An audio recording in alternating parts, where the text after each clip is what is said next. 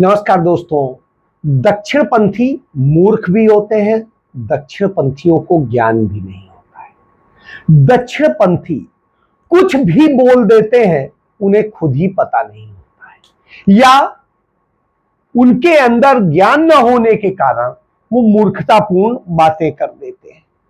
जी हां, ये बातें आज पूरी दुनिया में लागू हो रही हैं, क्योंकि दुनिया के बहुत से ऐसे देश हैं जहां दक्षिणपंथी है, जो कभी राष्ट्रवाद के नाम पे, कभी इंडिया फर्स्ट तो कोई कहता है अमेरिका फर्स्ट। तो इस तरह से सारी चीजें चल रही हैं। इस दौर में प्रधानमंत्री नरेंद्र मोदी साइप्रस जाते हैं और वहां कहते हैं यह युद्ध का युग नहीं है, यह युग तो धंधे का है। वही बोलने लगे डोनाल्ड ट्रंप बोल रहा था, तो नरेंद्र मोदी की भाषा नहीं निकल रही, ट्रंप की भाषा नरेंद्र मोदी के मुंह से निकल रही है। क्यों?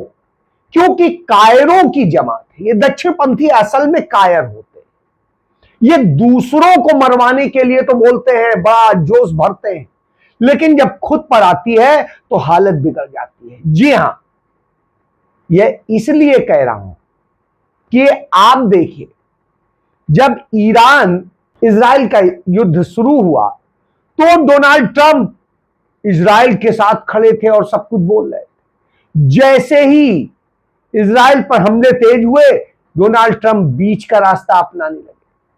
और फिर जब इजराइल ने कहा रे बचाओ, तो वो कहते हैं कि तेहरान खाली कर दो, अब ये नहीं वो। तो साहब, जब ये सारी बातें वो बताते हैं और फिर कहते हैं कि हम युद्ध रुकवा देंगे, तो सब किसका युद्ध रुकवाएंगे? कायर देशों का आप युद्ध रुकवा सकते हैं, जहां के प्रधानमंत्री कायर बैठे होंगे, जहां मजबूत बैठे होंगे, वो आपकी नहीं सुनेंगे। और वही हुआ, ईरान ने नहीं सुना। ईरान ने कह दिया कि हमें अब आप उपदेश मत दीजिए, आप अपना के काम कीजिए, हम अपना कर रहे हैं। और वो हर लड़ाई को लड़ने को तैयार है। लेकिन हमारे यहां हो क्या रहा है? हमारे यहां झूठ का चल रहा है। हमारे यहां बस मोदी को कैसे बड़ा दिखाया जाए, क्या किया जाए। तो हैसियत कनाडा में दिख गई। नरेंद्र मोदी कनाडा पहुंचे। अमेरिका के राष्ट्रपति ने कहा हमारे पास टाइम नहीं है इतना कि हम उनसे मिले। वो अपने उन वहां के 9 देशों के साथ में फोटो सेशन कराते रहे, नरेंद्र मोदी को फोटो सेशन के लिए भी नहीं बुलाया। और उसके बाद वो यूएस के लिए निकल गए। किस लिए निकल गए? जब इस पर जिक्र किया गया तो उसका जवाब कोई नहीं था। लेकिन जवाब पूरी दुनिया जानती है। जिस तरह से ईरान हमले कर रहा है, उससे डोनाल्ड ट्रंप को डर है। इजराइल में जो परमाणु असलहे उसके रखे हुए हैं, उन पर थोड़ा सा लीक हुआ तो उसका सब तबाह हो जाएगा। इसलिए डोनाल्ड ट्रंप डर रहे हैं। उधर ईरान सुनने को नहीं तैयार। ईरान नुकसान उठा रहा है, निश्चित रूप से युद्ध में नुकसान होता ही है। तो यही तो बात कही गई थी। लेकिन नरेंद्र मोदी तब क्या कह रहे थे, याद करिए, गोली चलेगी तो हम गोला मारेंगे, हम घुस के मारेंगे, हम तो भारत वो देश है कि हम हौंक देंगे, और न जाने क्या क्या किस अंदाज में बोल रहे हैं। आज स्थिति है, वो समझा रहे हैं वैश्विक पटल पर कि नहीं, यह युद्ध का युग नहीं है। तो भैया, तब अजय शुक्ला ने तो नहीं कहा था कि आप जाके वहां गोला मारिए? तो गोला मारने क्यों चले गए थे और वहां से खा के आ गए? भारत की बेइज्जती करा दी, पूरी दुनिया में करा दी। जो एक इज्जत थी कि भारत तो ऐसा है, भारत तो वैसा है, जो ढका छिपा था वो भी खुल गया। अब आप समझ लीजिए, जब आपने यह हालत कर दी हो, निश्चित रूप से चिंताजनक कि आज भारत को आपने निर्वस्त्र करके खड़ा कर दिया। पूरी दुनिया जान रही कि आज भारत का इतना कमजोर प्रधानमंत्री है और भिखारियों का प्रधानमंत्री है। इस देश की कमजोर लगधर जनता का प्रधानमंत्री है, जो जनता 2 मिनट में धुलमुल हो जाती। कभी तो कहती है पाकिस्तान का नामो निशान मिटा देंगे, पीओके कब्जा कर लेंगे, ये कर लेंगे, और फिर एकदम से हवा निकल जाती है जैसे गुब्बारे की निकलती है, फुस, सब खत्म। वैसे ही नरेंद्र मोदी की 56 इंची छाती की हवा निकल गई, फुस, क्योंकि झूठ के पुलंदे से बना है और झूठ से इनकी सत्ता स्थापित हो। आप याद करिए 13-14 साल पहले एक विनोद राय आया और उसने क्या कहा कि 1,75,000 करोड़ रुपए का घोटाला हुआ है, 2G घोटाला, फिर कोयला घोटाला, फिर न जाने क्या क्या बताया। सारे झूठे साबित हो गए।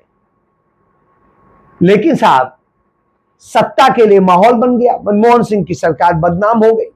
फिर इसी के बाद में दूसरा व्यक्ति आया अन्ना हजारे बन के कि लोकपाल लाएंगे, भ्रष्टाचार मिटाएंगे, सब कुछ करेंगे, और भ्रष्टाचार के मानदंड में आज भारत जहां खड़ा था उससे भी डबल हो गया।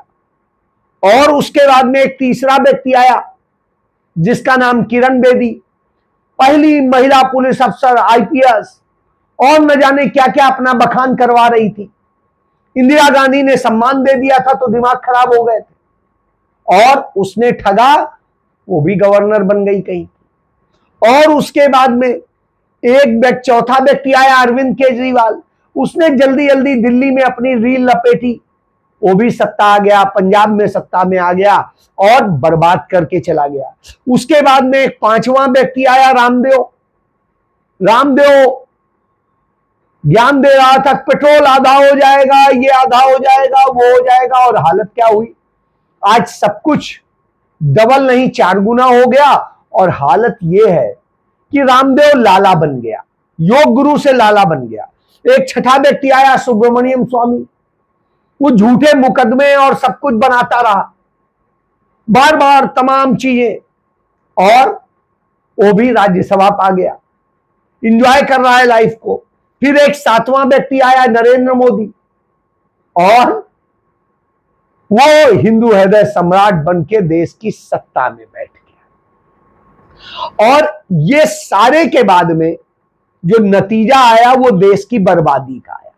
फिर 2017 में एक और फ्रॉड आया और वो उत्तर प्रदेश का मुख्यमंत्री बन गया भगवा पहन के कि हाँ हम उसी उत्तर प्रदेश में जहां कहीं दलितों के मुंह पर पेशाब किया जा रहा है, कहीं पे कोई हत्या की जा रही है, कहीं DM दफ्तर के सामने हत्या की जा रही, बंगले के सामने हत्या की जा रही, गैंग रेप हो रहे हैं, सब कुछ हो रहा है, कोई पूछने वाला नहीं।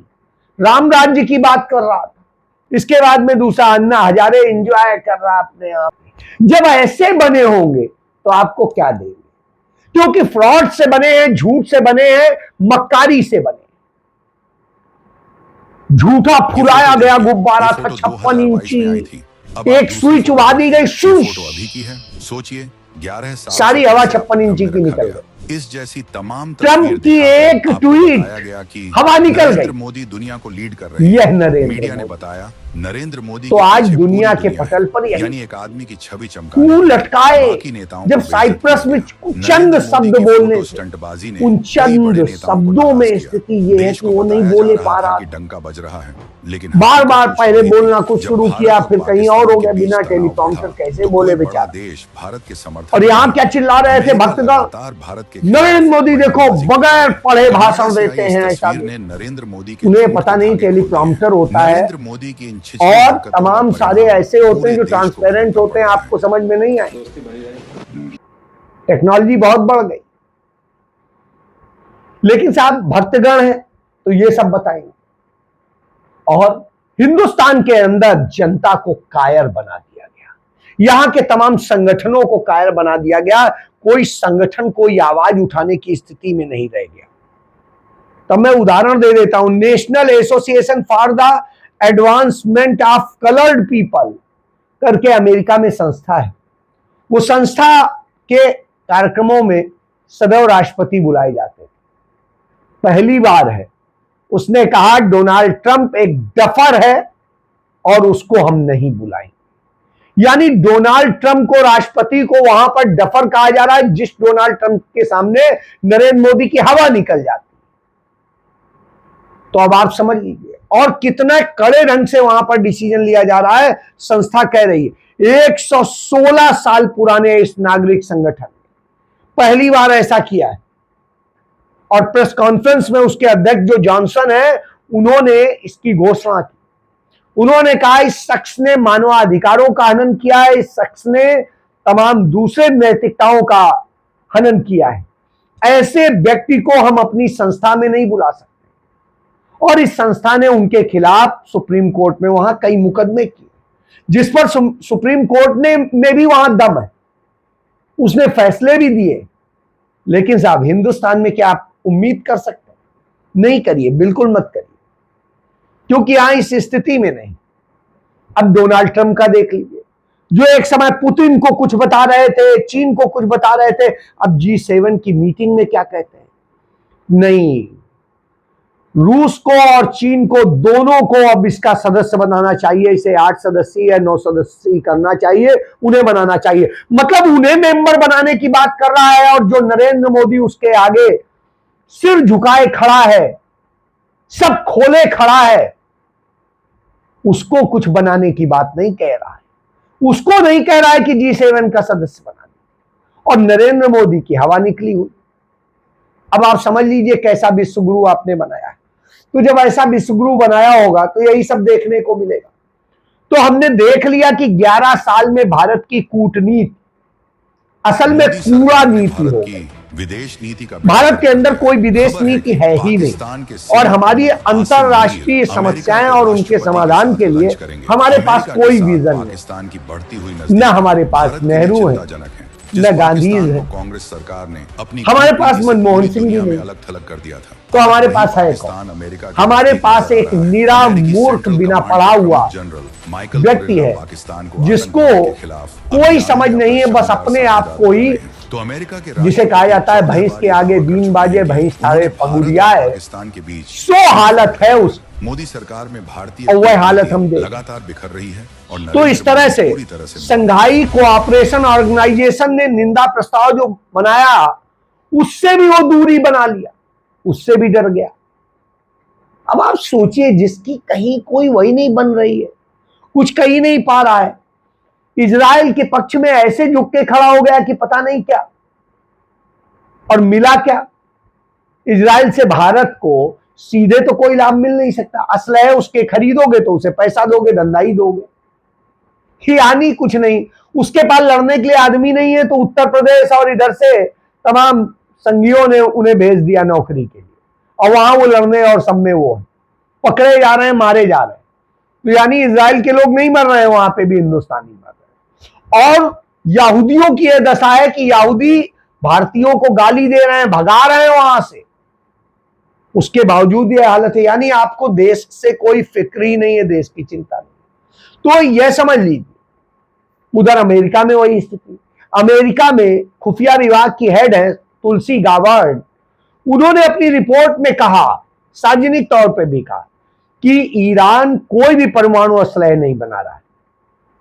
लेकिन साहब अब इजराइल को बचाने के लिए डोनाल्ड ट्रंप झूठ बोलने पे आमादा है, जैसे मोदी बोलते हैं, और उस तरह से कर रहे हैं। ये वही खेल है जैसे इराक पे झूठे आरोप लगाए गए थे, फिर अटैक करके उन पे कब्जा कर लिया गया।